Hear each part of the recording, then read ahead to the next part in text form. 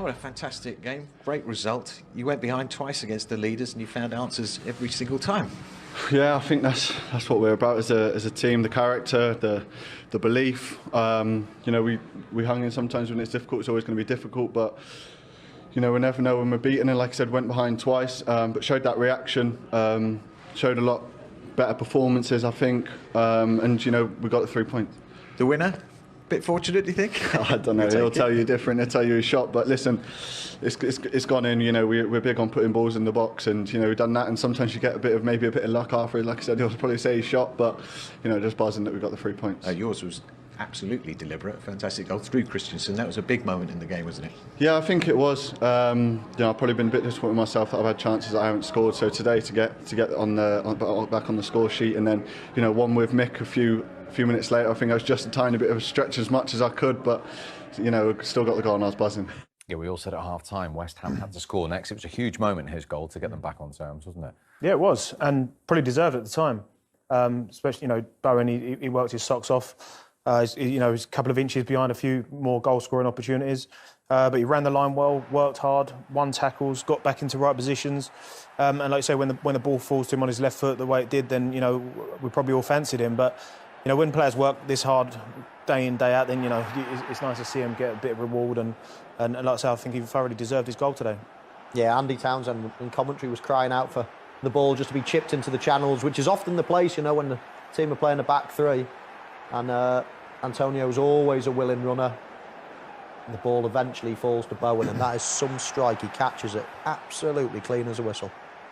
David Moyes knew how important that was at the time. So that was a clean strike. Michael always tells me you take any type of goal. That's as a striker. But as a fullback, when you score your first in the Premier League, Arthur Masuaku will. I mean, what an extraordinary goal this is. It was. Yeah, when he first hit it, I thought he's just miskicked it. He's tried to curl it in and he's just miskicked it. But on closer inspection, it takes a slight deflection off Loftus-Cheek and obviously wrong foots the goalkeeper. Just goes in on the near post. I mean, some people will blame the keeper. Would you?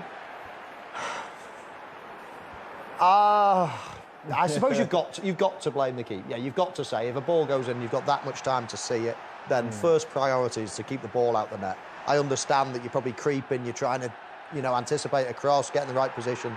But the bottom line is you've got to protect your goal at all times, and I'd say you have to apportion some blame to the keeper. Yeah, and I probably have to agree in a sense that he got quite a bit to it as well. If he's totally wrong-footed and can't get near it, then fair enough. But the fact he's reacted, got enough on it, I think he got enough to probably be able to save it. But he is totally wrong-footed, and sometimes these things go in. But in terms of whether it's a shot or cross, normally 9 times out of 10 in games, players' reactions tell you everything. And the fact, if he's meant to shoot there and found the top corner, he's going to be running up and down the pitch. And the fact he wasn't certainly tells me it was a cross. Well, there was a discussion during that game, wasn't there, as well? Who's the best goalkeeper in the Premier League? And we all went for 3 different goalkeepers. Who said Mendy? Well, it wasn't me. It wasn't me either. You co-hosting this show now? I'm just saying. Anyway, move on. The Ballon d'Or, you always go to the superior knowledge. Oh, dear. What about Chelsea? I mean, they've only lost 1 all season. Yeah, well, they, even the game against Watford, they wasn't at their peak, but good teams find a way of winning. And today, to be honest, I think it all boils down to that mistake that led to the penalty. Because before that, they probably would have cruised the game, maybe gone 2-0 up, and it would have been a different result. But I think for me, the biggest thing, if you're going to try and win a Premier League and you score 2 goals and don't win the game, you can't win the Premier League doing that. So whether they performed well enough to win a game or whatever, that's a different conversation. I just think long term, if you score 2 as a team that's going for the league, you can't afford to lose a game. And they'd only conceded 6 all season until today. 3 went in, Chelsea lose, and we hope... How big a setback is that today? I mean, the second half, it just seemed to slip out of your grasp. Yeah, I don't think we did a bad match. It was an okay match. We can win with this performance. Even here, it's tough to play here. We did too many individual mistakes today. We did already against Man United. We did already against Watford, and got punished for it. And if you want to have result on this kind of level, you have to minimize the mistakes. We talked about it before, which did obviously not help. And that's the story. You've been so organised and disciplined at the back. When you're talking about presenting opportunities to them, I suppose that means the penalty. I mean, does the goalkeeper have to put that in row Z? Yeah, everybody is involved. I mean, the pass is not the best decision to pass this ball back. We're not like the orientation is not the best, and then we can save it, but decision making is also not the best from Edu in this moment. And then suddenly you concede, even you score a second one and you lead half time. We created a lot of half chances. We have a lot of touches in the box, but could not, like, sometimes you need a bit of luck, maybe with a deflected shot, with a loose ball that falls to our feet. This is what we did not have. And then I think the second goal is a goal that you can concede. But the third one, again, is a strange one, and is in general, like the two big chances that in first half is completely our individual mistakes. Individual errors, he explains today. Yeah, and glaring ones as well, a couple of them in particular. And, of course, the one he was referring to against Manchester United was another glaring error. That the opponents don't have to do much, really, if you're going to make mistakes that big. So, yeah, he'll need to cut those out. We see it a lot of the time from a lot of teams. I mean, mistakes are part of the game. Normally it takes 2, probably 3 small mistakes for a goal to go in, or it's one huge one. And the problem with Chelsea at the minute, they're making huge mistakes in the last few games, and they're directly causing a goal. So they'll have to, obviously, stop those, and that's what he was referring to. Yeah, and, you know, at this level, like I say, every player makes mistakes, you know, but there's certain areas in the field that you can take risks and make mistakes and get away with it. But, you know, for a 10-yard pass to a striker, you know, that's through on goal kind of mistake that's unacceptable at nearly any level, let alone for a team and club game. You know, they're going to have to not necessarily work hard, but just concentrate, because they've clearly shown that, you know, they're good enough to win most football matches, and it's probably unlucky to lose today as well, with the mistakes. But, you know, if you want to take the title to the end, then you've got to cut the mistakes out. Simple as that. His emotions will be in stark contrast to those of the West Ham manager, David Moyes.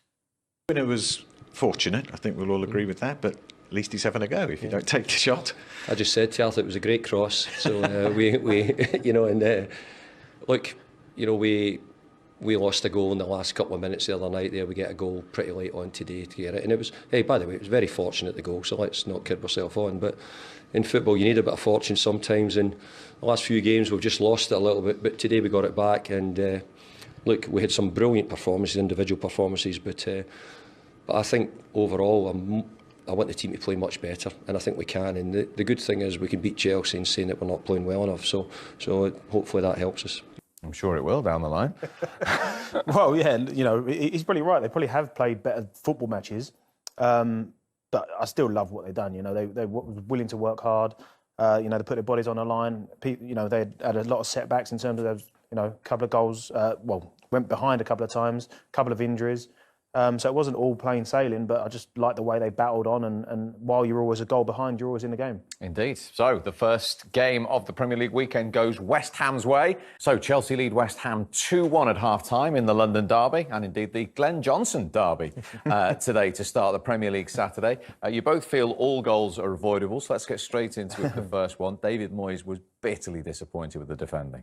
No, he was. And like you say, you know, any goal you can sort of dissect and find an error somewhere. But, you know, for this sort of angle, defending any corner, you have to be side on. You have to be able to see that your man and the delivery. But unfortunately, for Antonio, he's all about the player here, and he's already the wrong side of him. But if he wants to take the tactic of blocking the man, then you at least have to get in the line of his run and block him. But Antonio just, you know, he gets under the ball and it doesn't do either in the end. Yeah, he only looks at the ball in the last second, doesn't he? He has no idea where the ball is. And you're either one or the other, as Glenn says. You're either blocking someone, in which case you don't really look at the ball, or you're actually going to attack the ball and watch the ball the whole way through. He does a bit of both, but probably in the wrong order. And that's why, you know, he loses his man and Thiago Silva gets the goal. That's the first goal that West Ham have conceded from a corner in the Premier League this season. Then they drew level. What was Jorginho thinking? Well, only he will know. I mean, we could see it, couldn't we? He was right in the middle of our screens as it happened. Sold his keeper short. His goalkeeper, I think he's expecting Bowen to come in and tackle him. which is why he's almost protecting the ball and takes a touch off his back foot. And then when he doesn't feel that contact, he's almost got it stuck under his foot now. Now he's got another problem. Tries to take it away from danger, away from the goal. Bowen almost reads it, gets there in front of him, and it's almost an inevitability when he brings him down. A catalogue of errors. Literally. And even, there's literally 3 errors there in the space of 10 seconds, because when Mendy has the second touch, now he knows he's going away from goal and the players are coming back. He doesn't really need to be desperate to make this foul. You could just let him go away from the goal and the players will get back in time anyway. But once he's committed to that slide tackle to try and clear the danger, then obviously it's going to get worse and worse and worse. Now, in the lead up to the penalty, you fullbacks, have you got a union, or what's Reece James doing here with Lanzini? Well, I think he's just trying to get into his head. We've seen it all before. People like scuffing up the penalty spots and trying to get into his ear. Bit of mental games, but. Look, and Antonio sees it, tries to diffuse the situation, but Lanzini's super cool. He gives Reece a couple of taps as if to say, don't worry about this, I'm going to score, and he doesn't disappoint. And he sends the keeper the wrong way and whips into the far corner, and even if the keeper goes the right way, you're not saving that. Yeah, and then gives him a little shoulder charge for good measure. And rightly so, you can't really have a go there, and then you've got more important priorities in the forefront of your mind, scoring the penalty. But once the goal goes in, all of a sudden you can let off a bit of steam. Now, we had a conversation at the weekend about side foot finishes. You don't have to lace the ball all the time. Yes. So how good was Mason Mounts just before half-time? It's the right choice straight away. I think you should be rarely volleying with your laces, personally. I think you get an awful lot of power with the side of your foot, and you get 10 times more control with it as well.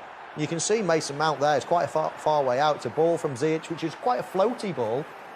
Me and Glenn were wondering, actually, how's that ball got there? It's floaty in the air, and he seems to have all the time in the world. But then, Glenn, we spotted something. Notwithstanding a brilliant finish, but we spotted something as to why the Chelsea man had so much time. Yeah, and you literally see the 40-yard pass, and Ziyech tried to ping it, so that the Mount would get plenty of time and space. But you see here, you look up, the centre-halves are thinking, where's our fullback? And we all know Ben Johnson's a quick player, but in this motion, he's just jogging. The floaty ball comes in, and obviously we know that he's quick enough to recover from that run. But as it shows at the end there, he's clearly pulled his hamstring and done it properly, high up earlier in the play. And as we know better than anyone, if you've done your hammy properly, you certainly can't sprint. Yeah, you can see right the way through that action, he's just not at top speed, and Julie walks straight off after that goal. It's a cruel blow, really, that, because he definitely would have got back in time. He gave Mason Mount all the time he needed to fantastic finish in the end. Yep, Mason Mount has scored more goals under Thomas Tuchel than any other Chelsea player.